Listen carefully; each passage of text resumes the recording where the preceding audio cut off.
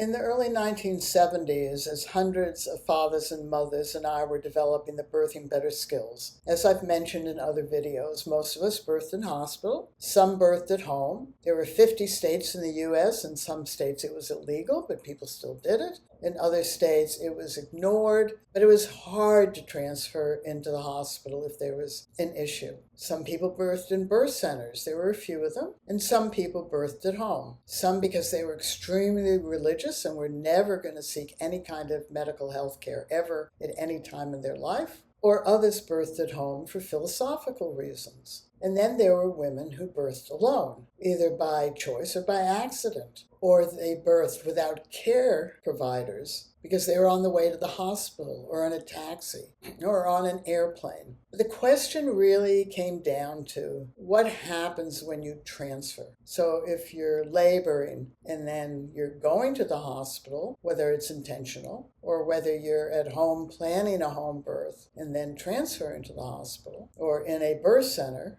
and transferring to a hospital, then what did Birthing Better families do? And if you've watched any of the other videos, you know the answer to this. We just committed to using our skills. What we discovered in the early 70s, and it didn't change decade after decade, the majority of people that transferred from home births or birth center births, it was because of long labors. And this becomes important because in the 1980s, when the cesarean rate tripled, and I'm not going to go over the reasons now, you can go over other videos that I've made about this. What we knew was that the rise in cesarean rate had to do with the fact that women really no longer wanted to have long labors. They were okay with a 24-hour labor. It was a bitch to have a 36-hour labor. But those longer labors, 48, 72, 96 hours, boy, nobody wanted those anymore. And they were really willing to have the new cesarean, the bikini cut, because they could be awake, their husband could be with them, they could try for a safer VBAC. So the rise in cesarean rate was a cultural change in how women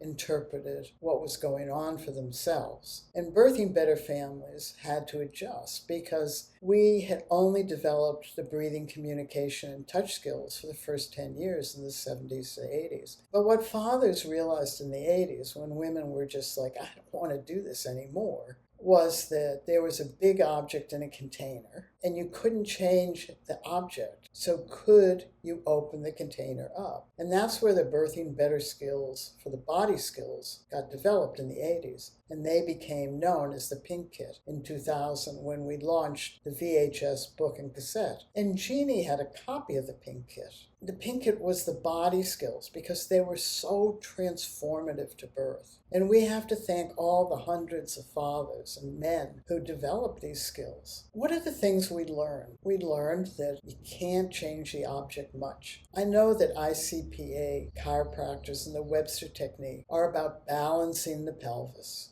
That might mean that a baby who is not well aligned, one way or another, may take advantage of the internal change in a more balanced pelvis. I come from a bodywork background. I come from a kinesiology and osteopathic background. So when we were developing the body skills, it came from my knowledge of the inside of our body, not from an anatomical viewpoint, but tension and softness. So that when we had tension inside our pelvis, that impacted how this big object could open us up or come down through and out our body. So when we understood and developed the body skills in Birthing Better, then we could start to prepare our body around 24 weeks because we knew we were now more than halfway through the pregnancy. Our uterus was up to our belly button. We could feel the baby move. Our head was really clear, and we could retain skills and begin to absorb them because we couldn't practice beforehand.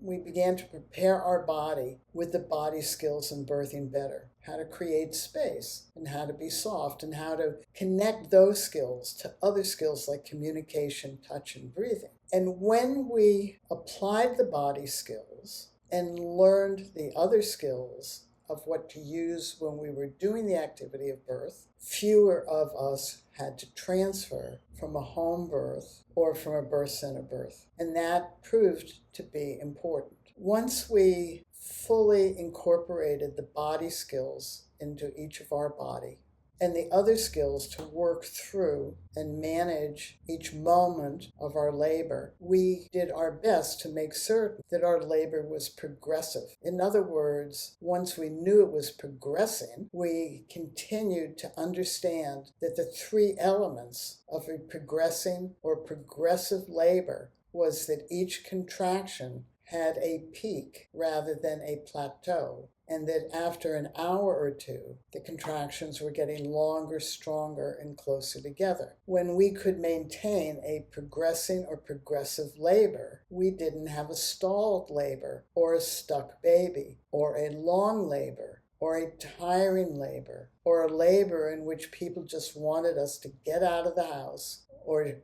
restrictions in birth centers that drove us to the hospital. We still continued to use our skills, but the more we committed into working with our baby's efforts to open us up and to come down through and out our body, then we were less likely to transfer. And part of that was accepting that labor got more intense. And a huge part of accepting that was using skills to keep our labor progressing, even though it would get more painful and we might hate every single second of it. We absolutely committed to paying attention to each contraction and not getting into positions that gave us a break. Giving us a break was counterproductive to having a progressive or progressing labor. When we wanted a break, it meant we were no longer really using our skills. And why it was so important to have our partner or other loved one have skills so that they can see and hear how we are coping. They don't know what we're thinking, but their job was to help us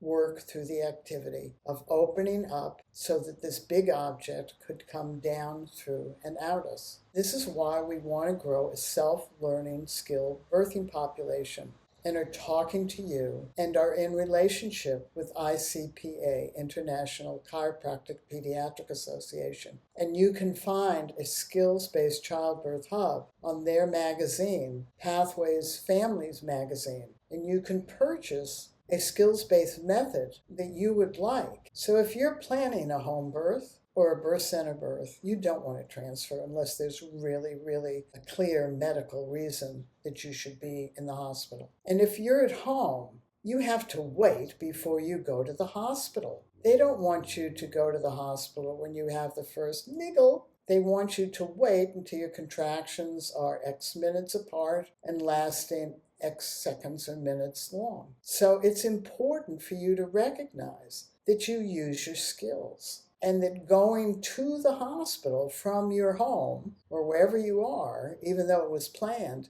is a transfer. You are transferring from one place to the next. And your home is not going to be like the hospital. And so you have to adjust your skills for what is happening to or around you. And this is what Birthing Better Families committed to, and we actualized it.